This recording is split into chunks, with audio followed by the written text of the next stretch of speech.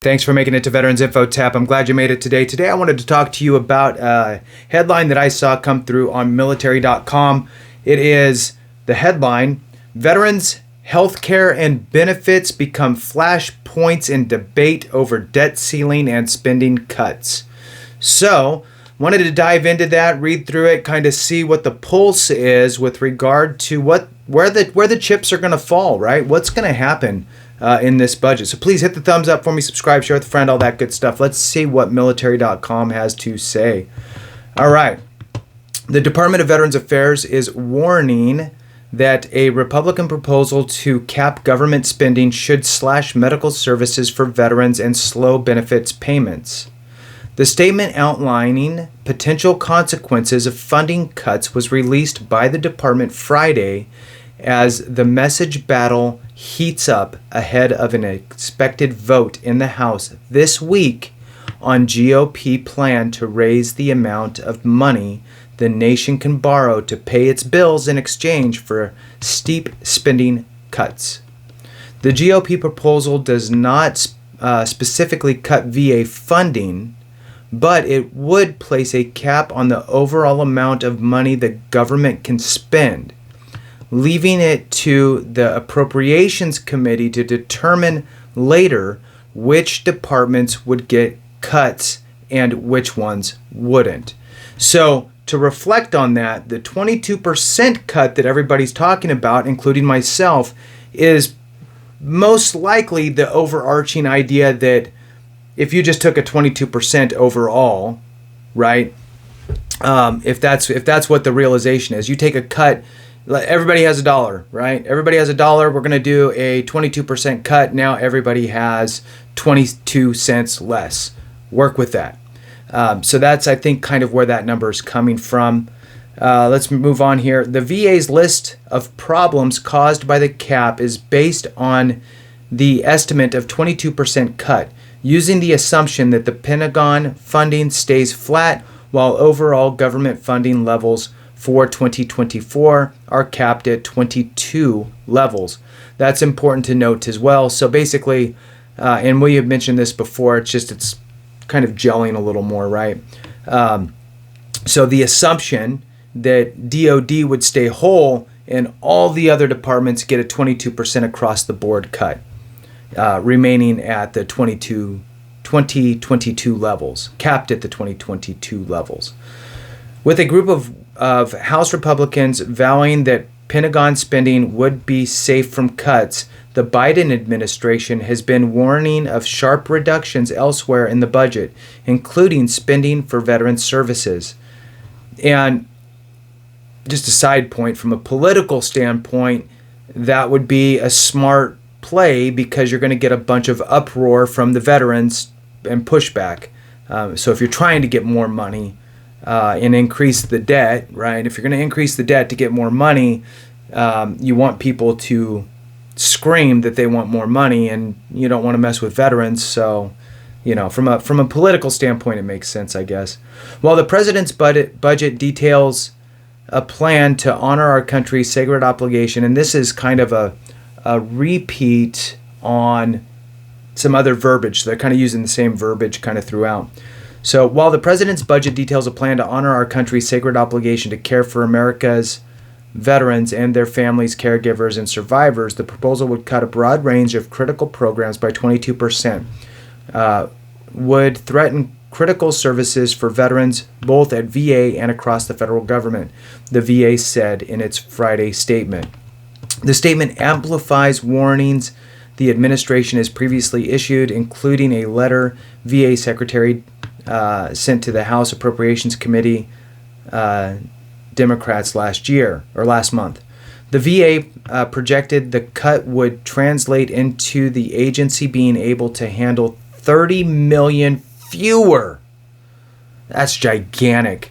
30 million fewer outpatient visits than planned, and eliminating 81,000 jobs across the Veterans Health Care Administration. It would also mean cutting 6,000 staff members from the VBA, that's where you file your claim, the Veterans Benefits Administration, which in turn would increase the disability claim backlog by an estimated 134,000 claims, the statement said.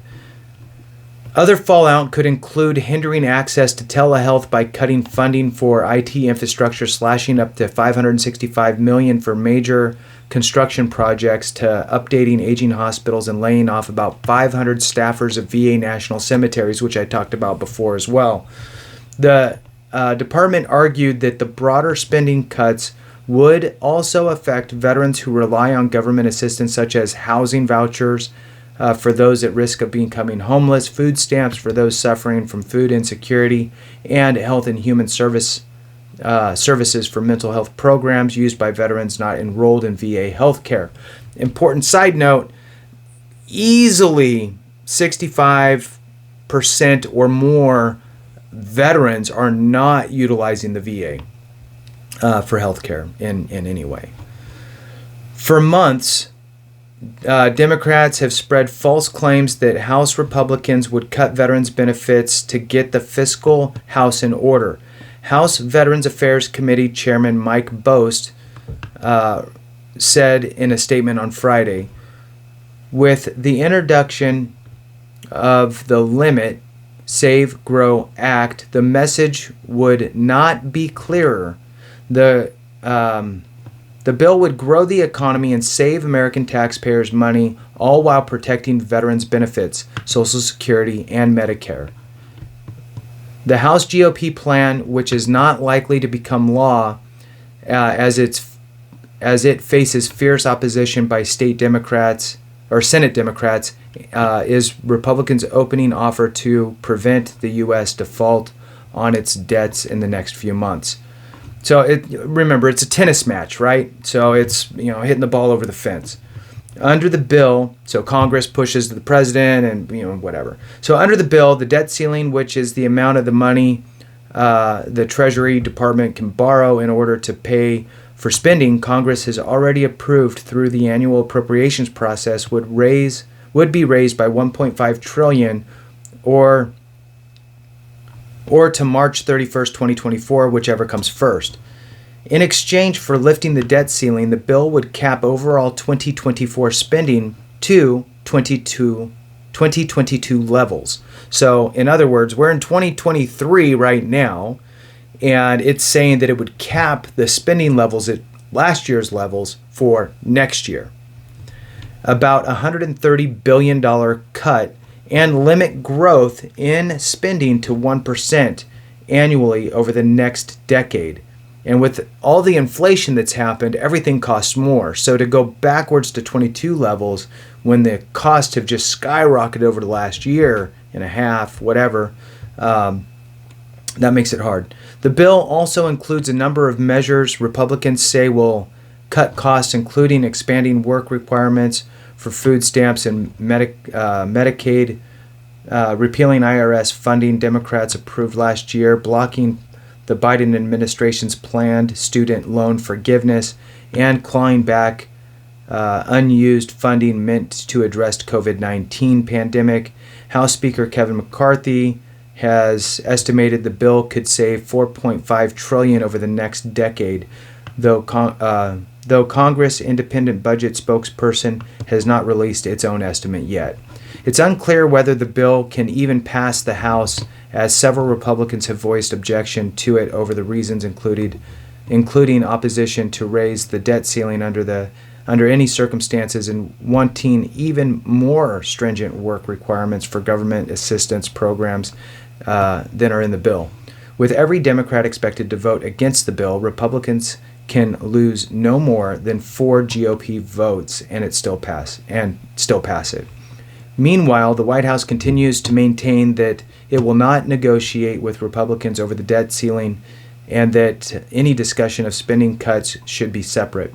Every Republican that votes for this bill that McCarthy and MAGA Republicans have put forth, they're voting for cutting costs for veterans. White House press secretary said at a briefing Monday, using the abbreviation for former President Donald Trump's Make America Great Again slogan, that piece of legislation is cruel, and so they need to really make sure that they don't go into default.